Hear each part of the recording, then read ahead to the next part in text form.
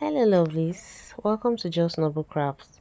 Today I'll be teaching you how to make a beaded shoulder pad with fringe, or you can say with tassels. Just as you can see in this video, you can use color of your choice anyhow you want it. So keep watching to the end. So guys, before we start, I would love to encourage you from the word Psalm 33 verse 11. But the plans of the Lord stand firm forever, the purposes of his heart through all generations. Praise God. Going forward, you will need our size 2 sand bead or any other bead you want, our measuring tape, our beaded, our thread and needle, our scissors, then of course the shoulder pad. I use the wording to make this shape.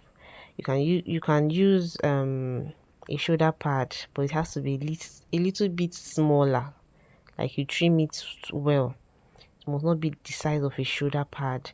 Then I start threading my beads, like putting my beads in the thread.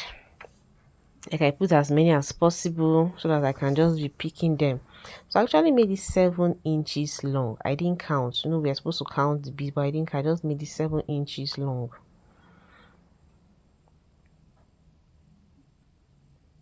It's not up to 7, so I have to make it up to 7 before I inserted it on my wedding, or I'll call it my shoulder pad.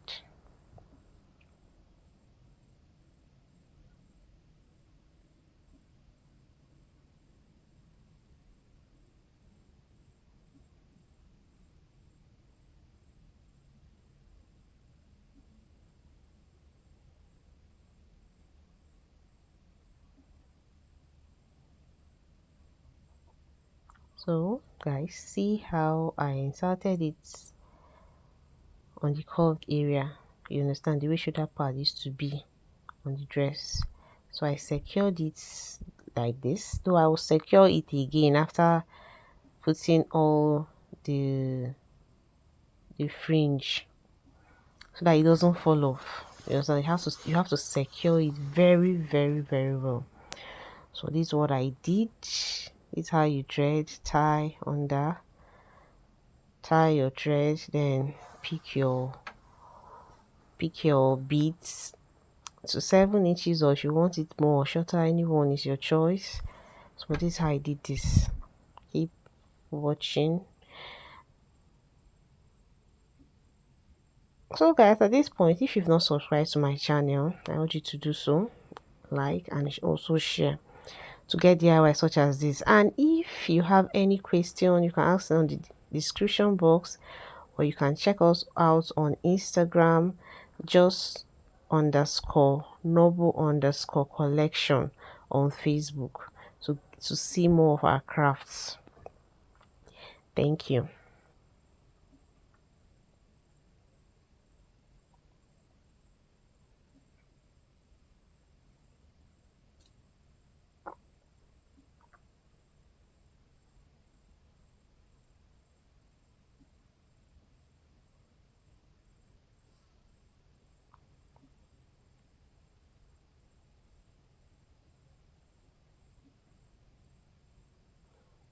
So guys, we've come to this stage. I didn't show you that part. I was tying. Okay, I was tying it like to secure it very well, like the way it is now. You take like 5 beaded, like from the thread, the one that is up, and tie them together. Then I'll cut it off, just as you can see. Like tie it very well so that it doesn't fall off. You won't hear that it fell off, so it's 100% secure this way.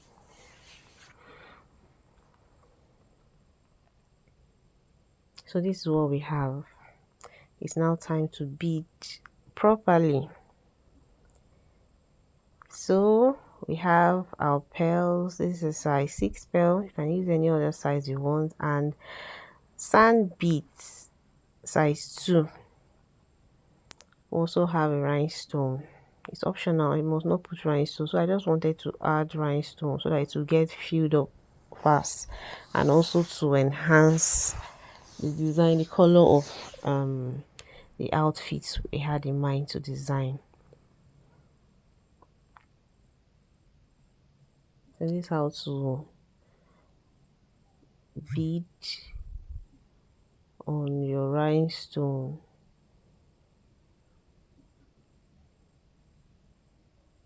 This is how to secure it to your fabric. I meant to say. So going forward, we'll pick one size 6 crystal or call it pearl. This is a pearl actually. Then when you pick the pearl, you pick the sand bead together. That's 2 beads. Look at it very well. Then you pass, as you can see, you pass it through the pearl. Go back through the pearl. So the sand bead is going to secure it, like and it's going to give it a fine design. You understand? This is how we did it.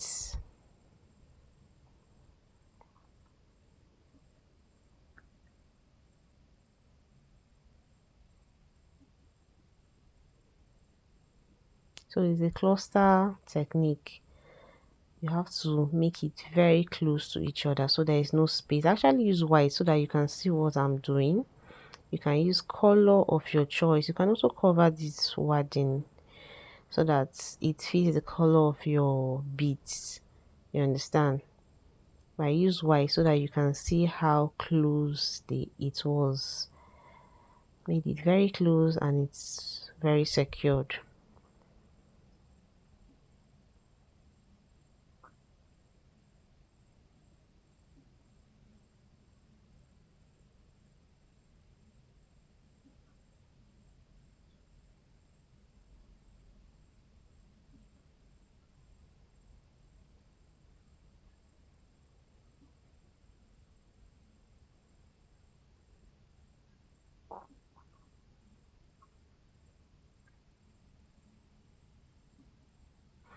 So this is what the back looks like. You can also use another wording and cover it, like make the same shape and use gum to cover it if you want to sell it. But this one I'm not selling it, so I just placed it on the mat, on the dress, like I stitched it with needle, hand needle and thread.